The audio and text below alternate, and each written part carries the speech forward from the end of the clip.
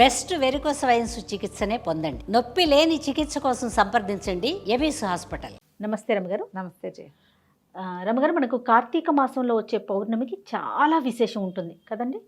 అట్లా మరి ఈ మాసంలో వచ్చే అమావాస్యకి కూడా అంతేనా? ఈ రోజు ఏం చేయాలి అసలు? అమావాస్య నాడు ప్రత్యేకంగా చేసేది ఏమీ లేదు. అమావాస్య నాటికి 30 రోజులు పూర్తవుతాయి. కార్తీక 30 రోజులు పూర్తవుతాయి. అయితే ఈ అమావాస్య వెళ్తూ ఉండగానే పాడ్యం వస్తుంది కదా, అవును, దాన్ని పోలి పాడ్యం అంటారు. అమావాస్య నాటి సాయంకాలం నుంచో లేదా అమావాస్య వెళ్తూ ఉండగానో పాడ్యం నాడు కుదరని వాళ్ళు అమావాస్య నాడు ఆఖరి దీపాలు పెట్టుకుంటారు. ఇది ఏమిటంటే నీటిలో దీపాలని వదిలిపెట్టే కార్యక్రమం చేస్తారు ఎక్కువగా.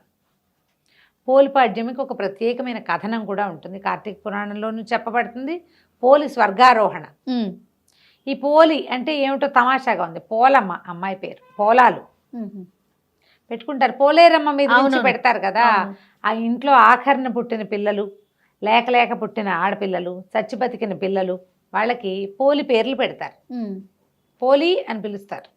ఎంతమంది కనపడతారో ఆ పోలాలు, పోలమ్మ ఇలా.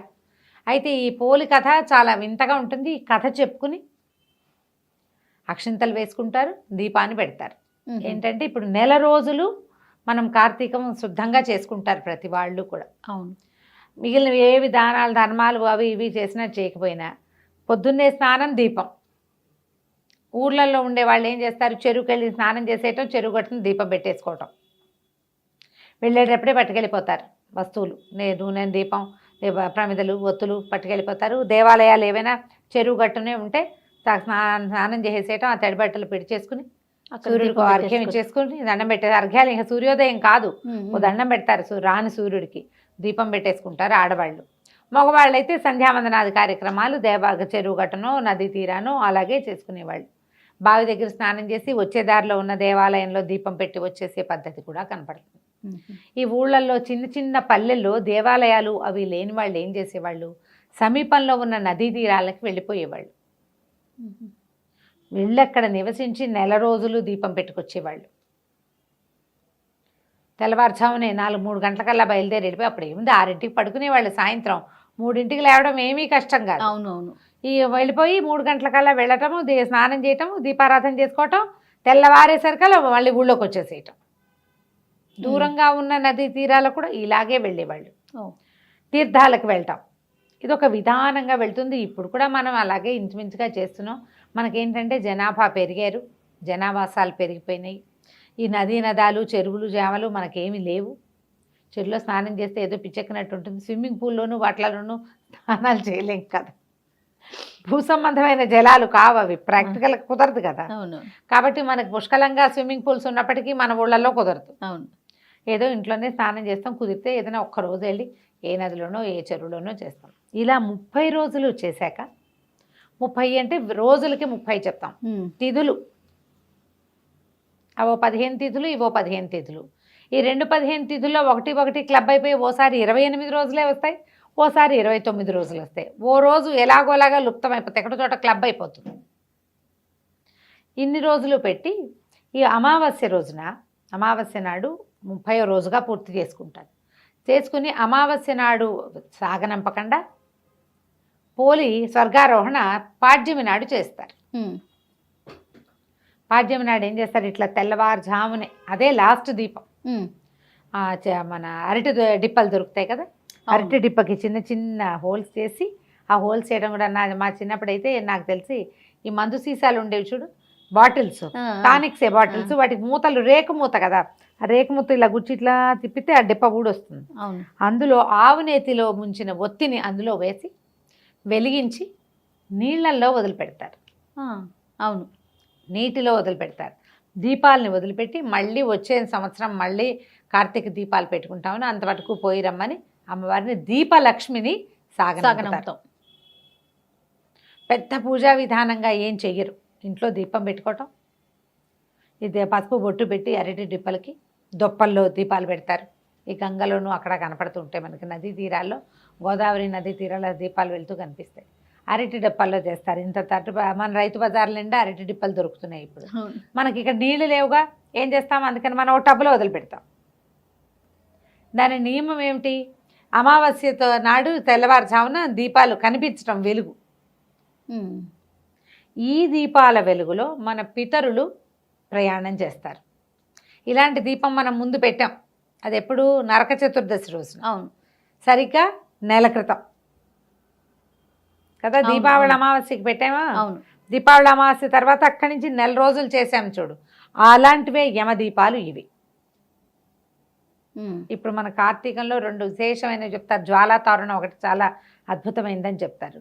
తర్వాత ఇది వెళ్ళే దాన్ని చూసి దండం పెట్టుకోవటం.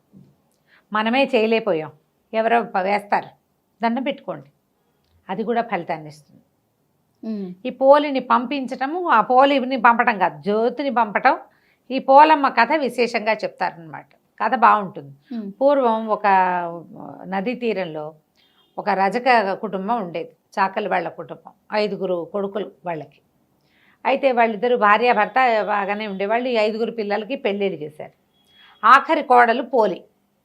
ఈ ఆఖరి కోడలు ఏంటంటే అది ఇంటి దగ్గర ఒక దేవాలయానికి అనుబంధంగా ఉన్న రేవులో పనిచేసేది చిన్నప్పుడు ఆ పిల్ల. అప్పుడేంది 10 ఏళ్లకే పెళ్ళిళ్ళు చేసేవాళ్ళు కదా. ఆ దేవాలయంలో వచ్చే కృష్ణారామ అన్నిటికీ స్పందించి పూజా పునస్కారం, దానికి దీపం పెట్టుకోవటం, వేళకి మరి ఉపవాసాలు ఉండటం, గుళ్ళో దర్శనానికి వెళ్ళటము, గుడి ప్రసాద స్వీకారం మాత్రమే చేసి ఉపవాసం చేయటము, ఇలాంటి నియమాలు ఉండేవి. మంచి భక్తి కలిగిన పిల్ల.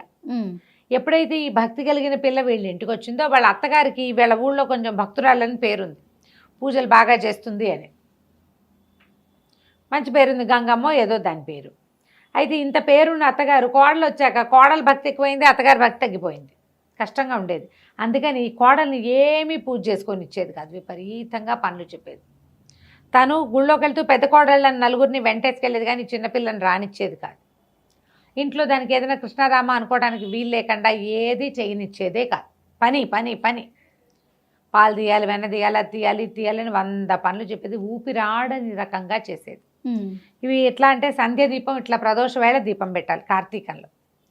సూర్యోదయానికి ముందు చేయాలి. సూర్యోదయానికి ముందు ఇంట్లోంచి బయటకు వెళ్ళనిచ్చేది కాదు స్నానానికి. పోనీలే సాయంకాలం దీపం పెట్టుకుందామంటే అన్నీ చేతి నిండా పనులు. ఇలాగే చేసేది.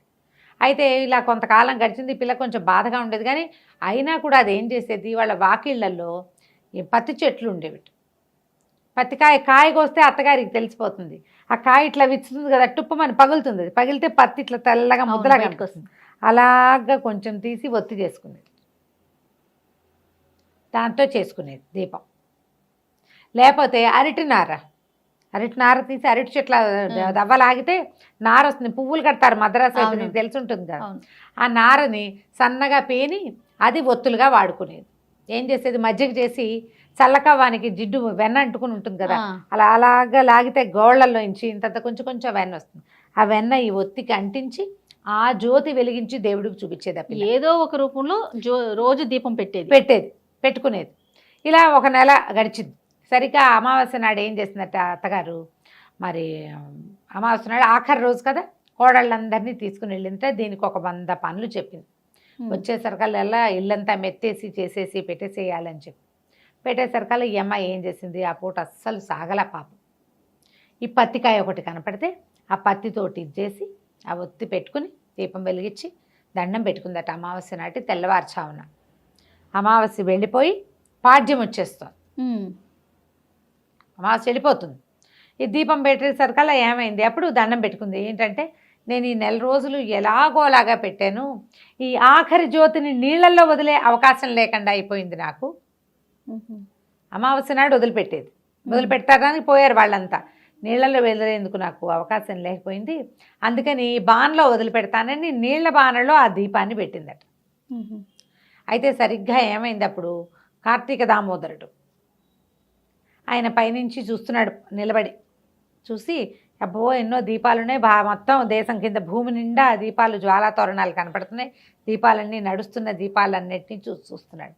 చూస్తుంటే ఒక చోట ఇట్లా గుండ్రంగా తిరుగుతోందట దీపం. బాణలో ఉంది కదా. ఆయన ఈ దీపం ఏమిటని ఆసక్తిగా చూస్తే ఈ అమిత భక్తి కలిగిన ఈ చాకలి వాళ్ళ చిన్నపిల్ల, ఒక 18 ఏళ్ల పిల్ల కనపడింది. ఆయనకి ఈ పిల్ల నచ్చి తన పార్షదులను పిలిచి సశరీరంగా ఈ అమ్మాయిని తీసుకురమ్మన్నాడు. ఈ లోపల ఏమైంది, తెల్లారిపోయింది. పాడ్యం తెల్లారితే ఇంకేముంది, వచ్చేస్తారు కదా వీళ్ళు. అత్తగారు తోడుకోడళ్ళు అందరూ బయలుదేరారు ఇంటికి. వస్తుంటే పైనుంచి ఒక విమానం దిగుతూ కనపడిందట, రెక్కలున్నది. చూశారు, అమ్మో ఇంకేముంది, బోరు వాళ్ళ అత్తగారు బోళ్ళంత భక్తురాలు గంగమ్మ ఇన్ని రోజులు కోడళ్ళని వెంటేసుకుని 4 రోజులు దీపం పెట్టింది, 4 రోజులు కార్తీక స్నానం చేసింది, దానికోసమే వస్తుందంటే వీళ్ళ పక్క నుంచి ఆ విమానం ఎగురుకుంటూ పోయి పోలి వాళ్ళ ఇంటి దగ్గర ఆగింది. దిగి వచ్చినటువంటి విష్ణు పార్షదులు అమ్మాయిని, రామ్మ నీకు విష్ణు సాయుధ్యం లభించిందని దాన్ని ఎక్కించుకున్నారు. ఎక్కించుకుంటే ఏమైంది, అది పైకి లేచేసరికల్లా అత్తగారు కోడళ్ళు అందరూ పరిగెత్తుకొచ్చారు. దీనికి స్వర్గం వచ్చేస్తోంది, మనకు రావట్లేదని అయితే కాళ్ళు వేళ్లాడేసుకుని ఒక కొసకి కూర్చుని ఉన్న ఈ పోలి కాళ్ళు పట్టేసుకుంది అత్తగారు. ఆ అమ్మాయికి దేవుడు ఏవో కథలు తెలుసు, కానీ ఈ స్వర్గాలు, ఆరోహణలు, తర్వాత విమానాలు, వాటలు కూర్చోటాలు దానికి ఏం తెలుసు. అందరు పెద్ద మగవాళ్ళు ఉన్నారని సిగ్గుపడి ఒక కొస కూర్చుని కాళ్ళు వేళ్లాడేసుకుని స్తంభం పక్కన కూర్చుంది. ఆ వేళ్లాడేసుకున్న కాళ్ళని పట్టేసుకుంది అత్తగారు. అత్తగారి కోడళ్ళు పెద్ద కోడలు కాళ్ళని చిన్న కోడలు అలా వరుసగా ఒకళ్ళ కోళ్ళు అక్కడ పుచ్చుకుని మొత్తం 5గురు కోడళ్ళు వీటి అత్తగారు వేళ్లాడుతూ ఉన్నారు పైన. విమానం వెళ్ళిపోతుంది. ఇంతలో ఈ విష్ణు పార్షదుల లోపల కూర్చున్న వాళ్ళు చూశారు, ఎవరో వచ్చేస్తున్నారు, వీళ్ళంతా సశరీరంగా తమతో పాటు స్వర్గారోహణ చేస్తున్నారని. ఆయన యువతలకు వచ్చి ఆ అత్తగారిని చూసి, కోడల్ని దీపం కూడా పెట్టుకొని ఇవ్వలేదు, నీకెందుకు స్వర్గం లభిస్తుంది, నువ్వు ఏ అవకాశం ఇవ్వకపోయినా మానకుండా కార్తీక దీపం పెట్టింది కాబట్టి ఈ అమ్మాయికే స్వర్గం, నీకు స్వర్గారోహణ లేదని చెప్పేసి ఆడు చేతులు తెగొట్టేశాడు, కత్తిపెట్టి కొట్టేశాడు. 4 కోడళ్లతో సహా అత్తగారి భూమి మీద పడింది. ఎక్కడో తలా చోట పిట్టలాగా రాలి పడ్డారనమాట. చెట్టు మించి రాలిన పళ్ళు తలా పక్కకి పడ్డట్టు పడిపోయారు. ఈ పోలమ్మని మాత్రం స్వర్గానికి తీసుకెళ్ళిపోయారు. ఈ స్వర్గారోహణ కథ చెప్తారు. ఈ పోలమ్మని తలుచుకుని అక్షింతలు వేసుకోమంటారు, పసుపు కుంకం చల్లుతారనమాట ఆవిడ కోసం. అట్లా ఈ దీపానికి మనం ఎందుకని ఈ పాడ్యమి నాడు వదిలిపెడతారు. అమావాస్య నాడు కూడా వదిలిపెట్టచ్చు, కొన్ని ప్రాంతాల్లో చేస్తారు. పోలి పాడ్యమి, ఖచ్చితంగా పాడ్యమి ఘడియలు వచ్చాకే అమ్మాయిని పైకి తీసుకెళ్లారు కాబట్టి ఈ పోలమ్మని తలుచుకోవటం. ఈ రోజున ఏం ఉపవాసం ఉండరు, ఎవరైనా ముత్తైదుకు బొట్టు పెట్టి ఏదైనా తాంబూలం ఇవ్వటం మంచిది. పాడ్యమి దీపం పెట్టుకోవటం. మార్గశిర శుద్ధ పాడ్యమి పోలి పాడ్యమి. మన కార్తీక శుద్ధ పాడ్యమి బలిపాడ్యమి లాగా ఇది పోలి పాడ్యమి. బొట్టు పెట్టి ఎవరికైనా ముత్తైదుకి తాంబూలం ఇవ్వచ్చు, రాజకులకి ఇస్తే మంచిదని చెప్తారు. పిల్లలు మనకి స్త్రీ వాళ్ళు తాకళ్ళు కనపడతారు కదా మన పరిచయస్తులు, ఎవరికైనా బొట్టు పెట్టి తాంబూలం ఇచ్చి చీర రవికాయ ఇవ్వచ్చు. మీరు ఏదైనా ఇవ్వదలుచుకుంటే ఏది ఇవ్వదలుచుకున్నా ఈ రోజున ఇస్తే కనుక విశేషమైన ఫలితం లభిస్తుంది. ఆ స్వర్గారోహణ కథ వింటే మంచి అత్యద్భుతమైన ఫలితం లభిస్తుంది అంటారు. నమస్తే. నమస్తే.